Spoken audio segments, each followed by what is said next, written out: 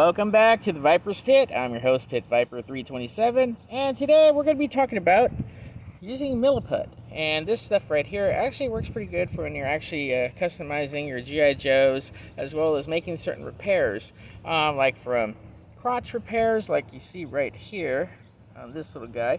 I actually had to save Spirit's waste, as you see, and of course a little bit of Milliput actually helped because actually it broke off completely and it brittled, so trying to salvage it. So this will be a custom along with this little guy over here from Duke's. Waste was actually redone and, as you see, resculpted by me. The important thing is with the Milliput is this one is the standard one, which actually turns a little bit yellow, and as you can see, that's what it did with that. And of course, I've also done a thumb for my custom dial tone right here as well. And what you also are going to be needing is a little bit of water, like so. You don't need that much. And you're going to be needing some sculpting tools, like so. You can get these anywhere. And of course, if you're not too sure about getting the standard Milliput, you also happen to have this one, the super fine white Milliput. It actually works pretty good as well. So that's what we got. But one of them is usually a little bit more than the other. So the red Milliput one is actually going to be your more one of value because it's only about $7.99 where I got it from at Hobby Lobby, versus the Superfine, which is actually $13.99. So the other thing what I would suggest you also would need is actually some sandpaper or these little type of small type of needle file kits here. I got these for about $7 online. And of course, they work really great, especially a few of these guys when you're working in certain little situations like thumbs, and of course also while working on some of these actual wastes. And of course, you know, what you need to understand is that it depends how much you're going to be using, and some people have a tendency of using like a gauge wire for their thumbs. I did try that with actually Grunt right here on his left hand. It did work okay, but I'm not really too happy with it. So what I like to do is I tested out my method without using the gauge wire. Like say for example on Storm Shadow here, which I'll be repainting later on, I actually was able to put 2 thumbs on him because he was actually broken off at the time. So with that being said, let me go ahead. This guy needs a little work too. I'm going to go ahead and demonstrate making a thumb for actually this Grunt right here. Just the way you know that I'll show you the process on how to do it because it's not very difficult.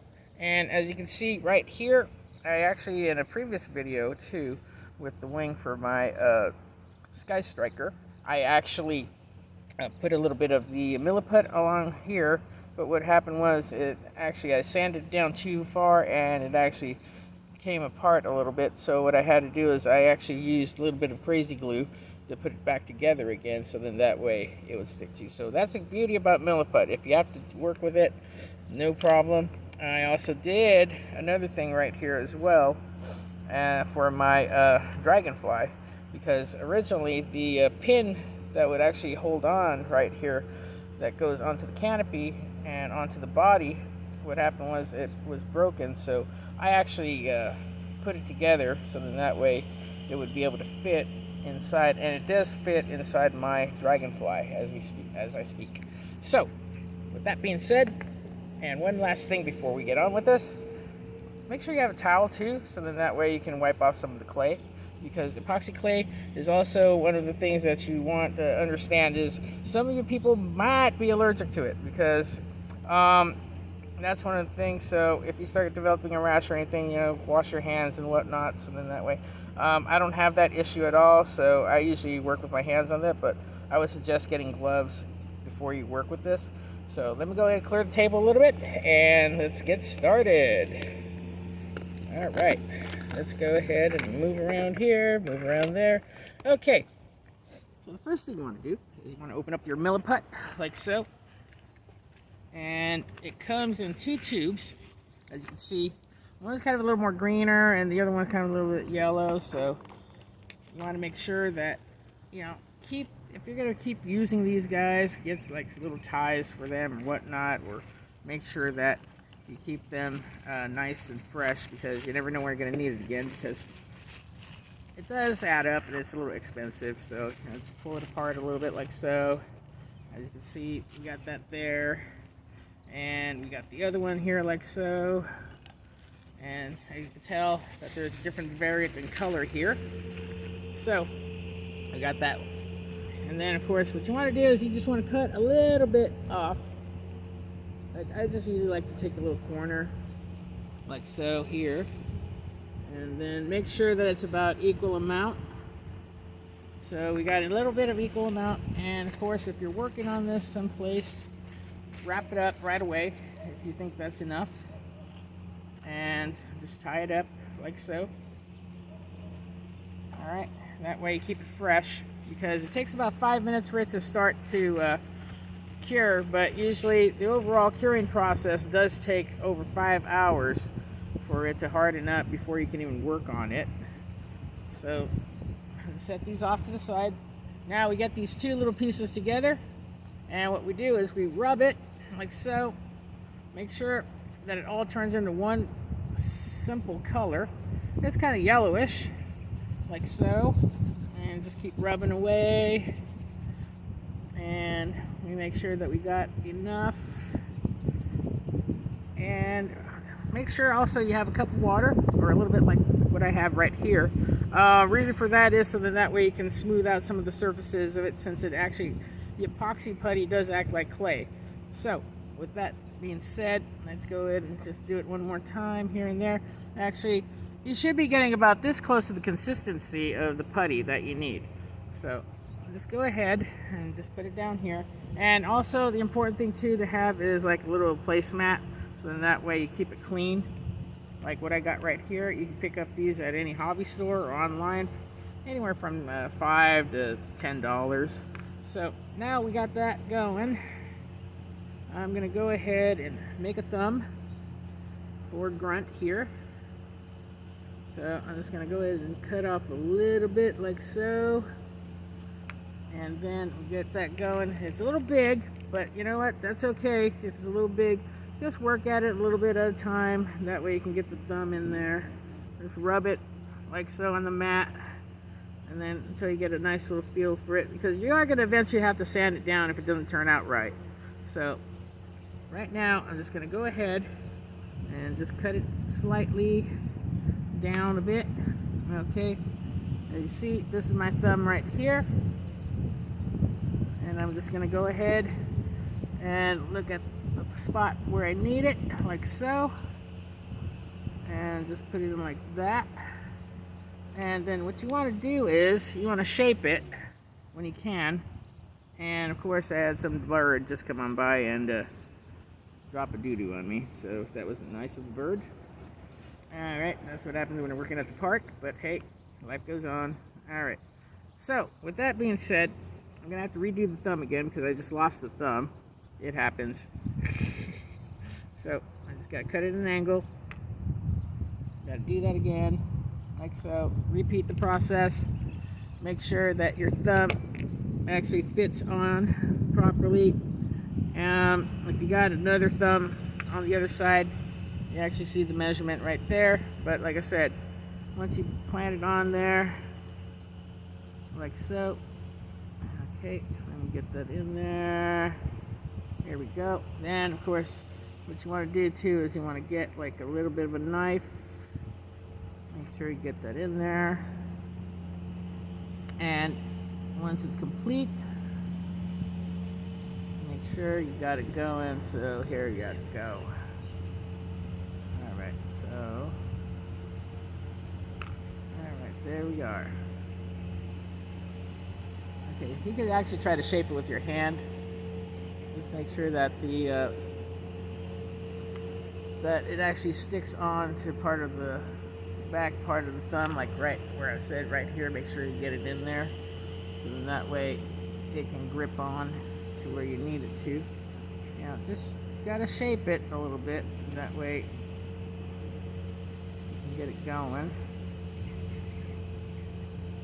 And then, as you can see right there, I got his thumb ready to go, but this is the raw process.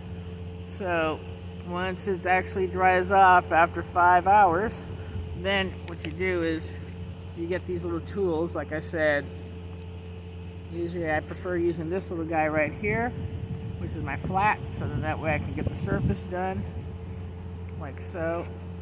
And then that way you also want to get some round ones as well, because of these little needle files are pretty neat to use, because like I said, right here you'll be able to get in and then shape it like so, and then with the flat you'd also be able to go over here and then sand it down on occasions, and then make sure you don't go too far down, especially if you're not using wire, so then that way it'll actually turn out nicely. You know, it takes like a little time, but it's worth it. I mean, overall, instead of like going on to eBay and trying to buy another arm with a thumb and whatnot, and then all of a sudden like going, man, I wish it was just a little cheaper, because some of the times eBay can be a pain in the butt.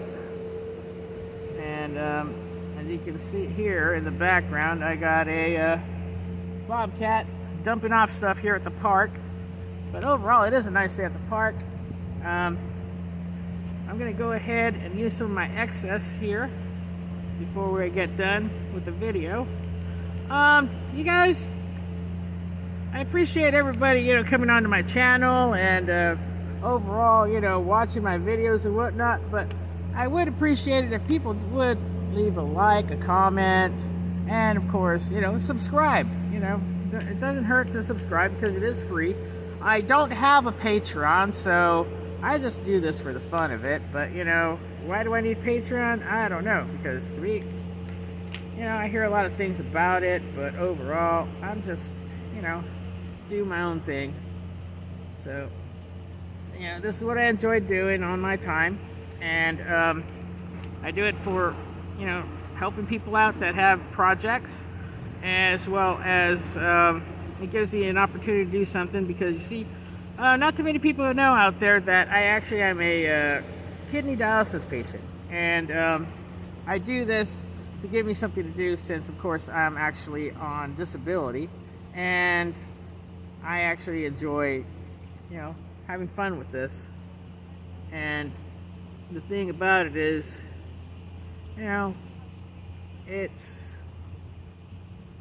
something that gives me a little peace and calm and whatnot, just so that I can have fun, you know, fixing things up, making some stuff, you know, O-rings put back on, and of course working on thumbs and waist for my G.I. Joes and whatnot, but for customizations.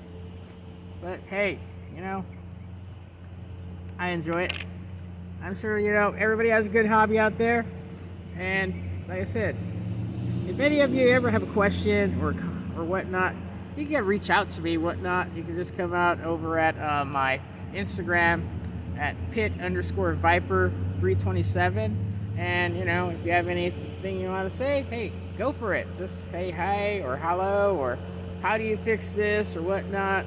You know, I'll do the best I can to answer and get back at you guys. Well, that's pretty much it from here. But other than that, one last thing. When you're messing with the clay like this, if you have to reshape it, dip a little water, you know, a little bit with your fingers like so, and then what it does is it softens up the clay, and you're able to rework it before it starts drying out. And of course, that's all it takes is right here, is that. And like I said, this is the end result, but overall it's going to take a little bit of shaping, and that's pretty much it. From here on, you just let it dry and work at it after that. Thank you once again. This is Pit Viper signing off, and have a great one.